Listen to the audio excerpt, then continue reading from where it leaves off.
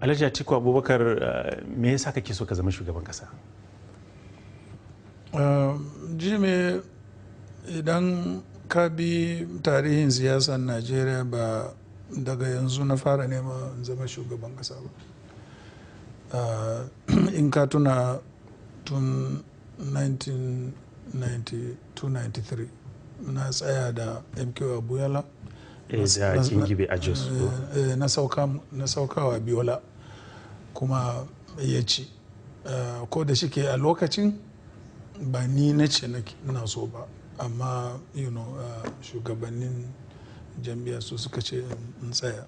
To daga baya kuma na zo na sake tsayawa 1999 nan kuma ma ka san abin da ya faru, ka tuna da tarihi na gwamna na zaɓaɓɓe aka ce yanzu in tsaya mataimakin shugaban ƙasa. Muka yi shekara 8 da Obasanjo. Sannan a 2007 ya fito lokacin ba wai lallai sai na tsaya ba, amma domin nuna cewa na da 'yancin tsayawa kuma lokacin baya son tsaya na ce to na tsaya kuma na cika burin 'yanci na. Of course sai kuma sauran, amma duk in ka duba me ake cewa a filin fage na tsaya. Ban taba kaiwa inda aka bar jama'a gaba daya su zaɓe ni ko kar su zaɓe ni ba sai 2007. So za ka ce watakila sau ɗaya ma kenan na tsaya, amma sauran duk na yi attempting tsaya amma ban tsaya ba. Wasu za su ce kamar idonka ya rufe, da turanci ana amfani da kalmar wato kai desperate, idonka ya rufe sai kai shugaban Najeriya. Me za ka ce? Ba haka ba ne, don ba gaskiya ba ne, don da idona a rufe sai na zama shugaban kasa. Kaga na ɗaya da ban saukawa MK Abiola ba. Na biyu in ka tuna in 2003 lokacin da duk gwamnoni suka ce ba su son Obasanjo sai dai ni ya tsaya. Kaga da na dace ne lalle sai na zama shugaban, da lokacin na karba da na zama shugaban kasa. Don haka ba haka ba ne.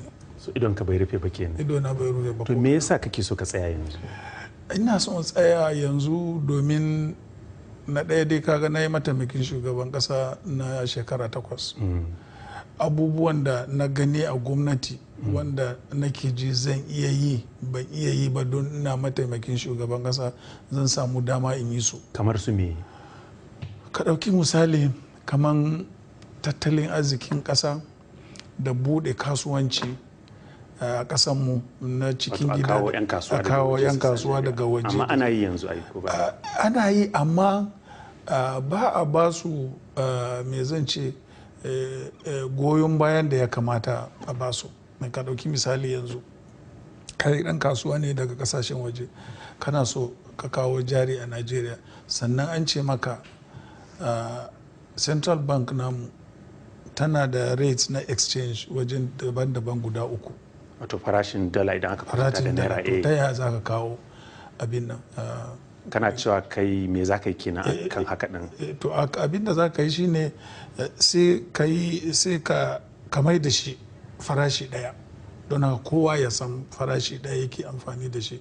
Amma ba waɗansu suna da farashi daban ba, waɗansu na daban, kai kuma ɗan kasuwa naka daban.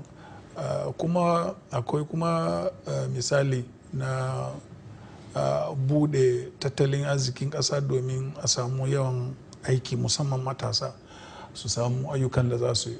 Nan kuma in ka dubi abin da nake yi a rayuwana na kasuwanci, kafa kamfanoni da sauransu, wannan kuma tilas ka amince kuma ka yadda cewa ni mai iya amfani da kasuwanci ne domin a ƙara ayyuka musamman na matasa don su samu ayyukan yi ba kamar yanzu ba. A zaben da ya wuce ka mara Buhari baya, me yasa kuka raba gari da shi, me ya faru? Akwai dalilai da yawa. A jam'iyyance na tarar da jam'iyyar a gurgunce take tafiya. Wato bayan an rantsar da shi kenan? Bayan an rantsar da shi.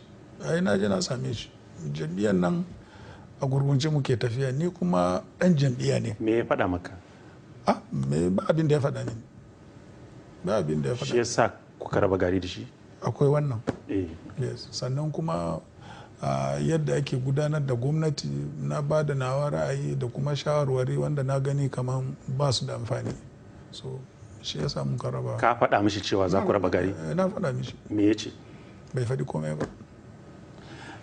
Mu yi maganar cin hanci da rashawa. Kana jin 'yan Najeriya ka kwanta musu a rai a matsayin wanda zai iya yaki da cin hanci da rashawa idan kai nasara a zaɓen? Kwarai kuwa, idan dai 'yan Najeriya za su iya tunawa cewa gwamnatinmu mu muka kafa wannan ma'aikata da ake cewa EFCC, kuma ni musamman na samu mata kudaden da za ta fara aiki da shi domin yaƙi da cin hanci da rashawa, to kuma ba irin binciken da ba a yi mini ba irin tona ni ba. Kwanaki akwai wani kamfanin ka Intels a Lagos wanda aka samu matsala, kun ki ku sa kuɗi a cikin asusu na bai ɗaya da gwamnati ta ce a sa, har aka ɗan tsaye da kamfanin. Me za ka ce a game da wannan?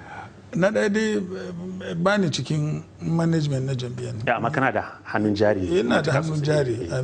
Don haka abinda za ka lura a nan, abinda kamfani su suka faɗa mini lokacin da suka samu wannan aiki da kuma contract da suka yi signing da gwamnati, shine kudin nan za a raba shi kashi uku.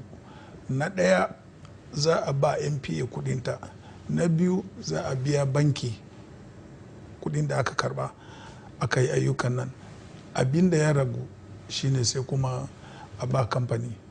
To yanzu da gwamnatin nan ta zo sai ta ce a hada duka kudaden gaba a sa a asusu gaba daya. Me yasa baka ce kamfanin ga sabuwar ka'ida daga gwamnati a biyayya ba? To ni ba ni cikin management, ni shareholder ne. Management ne su suke da wannan yanci su dauki decision da ya kamata, kuma decision bisa doka da suka yi ko kuma suka abin amince da gwamnati. Ai da wata gwamnati suka yi ko? Amma ya kaji da bayani ya fito cewa an tsaye da wannan kamfani saboda yake ta ka'ida? Ni ba abin da na faɗa, ban shiga cikin maganan ba, har yau ban shiga ba. Wasu suna ganin akwai wasu shafafu da mai a wannan gwamnati ta Buhari waɗanda koda maganar cin hanci da rashawa ba a matsa musu. Kai me ra'ayinka game da haka? To akwai watakila akwai gaskiya cikin wannan, tunda akwai waɗansu ana ji ana gani suna waɗansu abubuwa wanda bai dace ba kuma bai bi ka'ida ba, amma kuma gwamnati bata ce komai kuma bata yi musu komai ba. In Allah ya baka nasara a wannan zaben, za ka binciki irin waɗannan mutane, za ka binciki gwamnatin Buhari? Wallahi ba wani wanda ba zan bincika ba. Har Buhari da kansa? A'a, duk wani dai wanda aka kawo wata a ƙara a kan shi. Ina nufin wai kamar ga misali an ce ga wani abu ya kamata ya yi wani abu a kai bai yi ba, za ka sa a gayyace shi a masa tambayoyi da hakan ta kama? Ai ya danganta ga irin karan da aka kawo. Akwai karan da za a kawo in ka duba sai ka tarar ma ba wani dalili, watakila sharri na irin da yawa wanda an yi mini. To da yawa wanda an yi mini sai ka zauna mutum a matsayin shi na shugaban kasa ka ce za ka bata mishi lokaci da sauransu. Amma wasu mutane idan akwai hujja karara cewa an yi hujja karara, akwai dokoki kuma akwai ma'aikatu masu bincike suna nan, sai su je su bincika. In ka yi nasara a zaben kai a lokacin ka za a samu shafafu da mai waɗanda na kusa da kai suna abin da suka ga dama ba zai yiwu ba. Wannan ba zai yiwu ba. ai na yi mulki da an ga na yi haka. Ba a taba jin ga wani wanda ke kusa da ni ba, kuma ba a taba jin wani dangi na ko kuma ɗana ba a cikin harkar gwamnati. Shugaba Obasanjo ya ce da Buhari din da kai din duk ba na zaɓa a cikin, me ra'ayinka? To wannan ra'ayin shi ne. Wannan ra'ayin Obasanjo ne. Ka san shi Obasanjo ba wani wanda ya iya sai shi. Ka taɓa faɗa mishi haka? Ba abin da ban faɗa mishi ba, amma ba abu bane da zan faɗa nan. Amma shi Obasanjo ba wani wanda ya iya, ba wani wanda ya sai shi. Ya taɓa cewa in dai yana raye zai iya wasu ya ga cewa baka zama shugaban kasa ba. To ai ba shi ne Allah ba, kuma ba shi ne mutanen Najeriya ba. Mu yi maganar matasa. Kwanaki shugaba Buhari ya ce matasa 'yan Najeriya wasunsu ci ma zaune ne, ba sa karatu, suna jira a basu. Na ga wani sako ta Twitter da ka fitar, amma ga waɗanda ba su ga sakon ba watakila me ra'ayinka akan abin da shi Buhari din ya faɗa?